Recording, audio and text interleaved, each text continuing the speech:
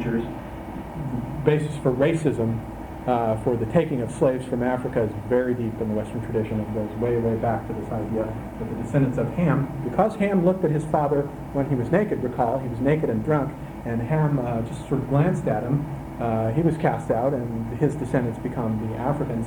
And so that was a sort of racial justification in the background of everyone's mind, a sort of a priori suspicion, or assumption rather, that everyone in Africa were descendants of Ham and were therefore inferior.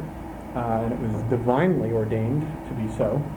And that is the sort of ecclesiastical background for that. And the brothers had to come in, with a sheet and make sure they didn't see the father naked, and they lay the sheet over him. And over here we have Europe and Asia up here. We have all these various little worlds. This is coming out of the world of the Crusades now. And because Jerusalem was thought to be the spiritual center of the world, the Crusades were a motivation to retake Jerusalem from the Arabs.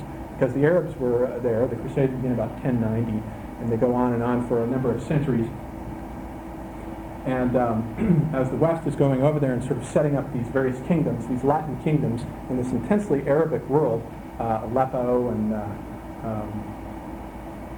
Antioch and a number of others, you have this attempt, this sort of concretization that if you're not at the center of the world, you must be further away from God. And so this is this sort of motivation for spiritual pilgrimages of any kind, whether it's going to Mecca or going to the source of the Ganges. You sort of concretize the symbol, and you think unless you actually physically get in touch with it, you're somehow decentered. You're not part of the center of the world. Pilgrimages should be a meditation of moving into the center within you, the divine source from which, within each of us, the energies of eternity are animating us and pouring forth inexhaustibly.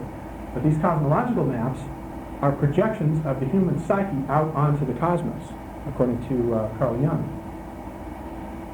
And you can see the key here, the Mediterranean, the Danube, and the Nile going across. And this is what the world looked like to the Christians in the Middle Ages. But that knowledge itself was already out of date. The Arabs and the Greeks had a better knowledge at that time of what the world looked like than the Christians did. Here's an Arabic map. It dates back to the 12th century, about the time of the Crusades. It was printed in 1456. For the Arabs, this is Africa up here. Africa's in the north, because the Arab faces toward Mecca. So the north now is up here, and the Arabs knew that, let me just throw this in.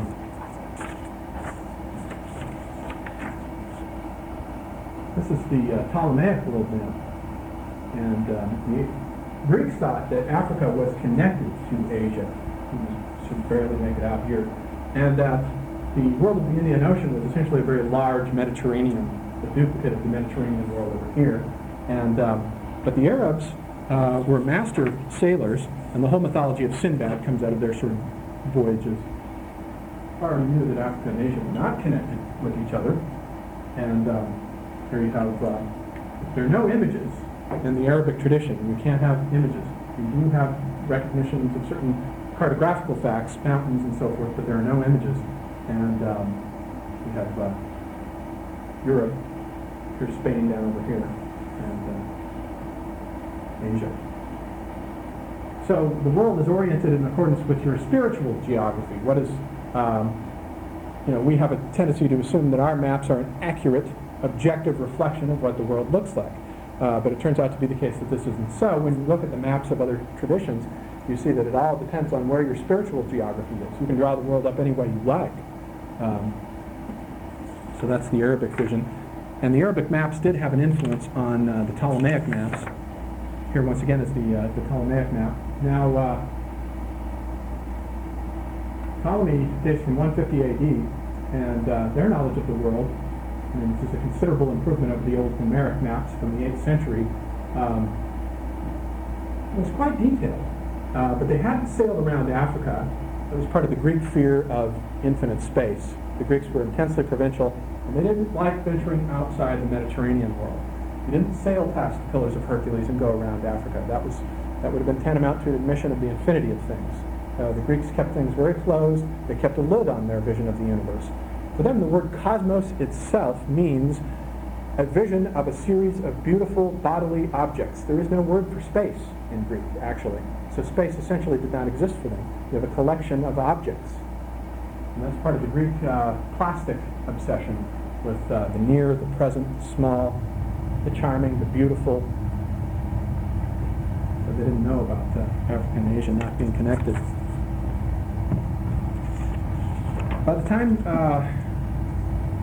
this is a map from 1490, and Diaz now, in 1487, 1488, has sailed down around the Cape of Good Hope. And so Africa now is pulled apart from Asia, as Diaz has gone around this far anyway, and Africa still isn't geographically accurate. It's absurdly distended, almost looks like a kind of boot. But now you can see the changing of the old mandalic images as scientific knowledge begins to come in now. The Promethean spirit of defiance. Columbus is, by the time he was just presenting his voyage to the Portuguese, Diaz came sailing into the harbor, and he lost the deal with the Portuguese, and they said, we're not interested in finding a way to reach the East Indies by sailing west. So he had to go to the Spaniards, and he had to go back and forth between the two before he finally convinced the Spaniards, who now wanted to compete with the Portuguese, because now the Portuguese had figured out a way to get around Africa to get to the spices and riches of India and China, instead of dealing with the Arabs. They wanted to circumvent having to deal with the Arab as the middleman. And Prince Henry the Navigator, the Portuguese navigator, was really the first to set this whole process in motion. He set up shop in Spain, right across from Africa. He never made any voyages, but he kept sending his men out further and further along the coast of Africa. And they would go along the coast and pick up slaves and gold and pillage and burn and rob these peoples, and eventually go along the coast until finally Diaz went around the tip, and they knew that they could go around to get the riches of the East. But now notice that the mandala is beginning to break apart now. We have a horizontal orientation. The world is sort of becoming flat and horizontal, and the old mandala image of the world as a sort of perfect circle is beginning to deflate. These great sort of heroic Promethean voyagers of the Western spirit, sailing where you don't sail, where no one had gone before. These were the sort of translation into reality of the Grail questers who had gone out into the forest, into the areas where you did not go, where there was no way or path. That is the mythology of the Western imagination. And as time went on, as we move into the late 15th century, men actually began living that and going into pathways and worlds that you did not go into. And Columbus's crew thought that they would eventually sail off the edge of the earth or encounter that great leviathanic sea serpent, and they were terrified, and Columbus had to convince them that it was just a little further.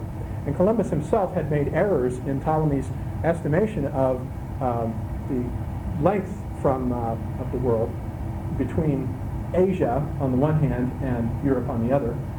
Greeks didn't know anything about America. And if he hadn't made an underestimation in Ptolemy's distance, he probably never would have tried it. And the old myth is that everybody thought the world was kind of flat, and Columbus had this heroic idea that it may be round. But the fact was that the intelligentsia knew that it was round because they'd recovered these Greek texts, and Greeks knew the world was round. Eratosthenes had measured the circumference of the earth very closely to something within like 15%. So the biblical cosmology was already out of date. After you get past the fall of the Greek and Roman civilization, the Dark Ages truly were dark in terms of a regression to, there's a loss of knowledge, and these Greek texts were recovered by the West, starting with the Crusades, and then in 1453 with the fall of Constantinople to the Arabs. And all these Greek monks began spilling out and coming over into the Italian world, where the courts of the Renaissance received them, and they recovered all these geographical texts. Ptolemy was recovered in something like 1406, Ptolemy's geography. All the writings of Plato and the Corpus Hermeticum and all these things were recovered. And that sort of fed the imagination, this sort of heroic imagination of the West in undertaking these voyages.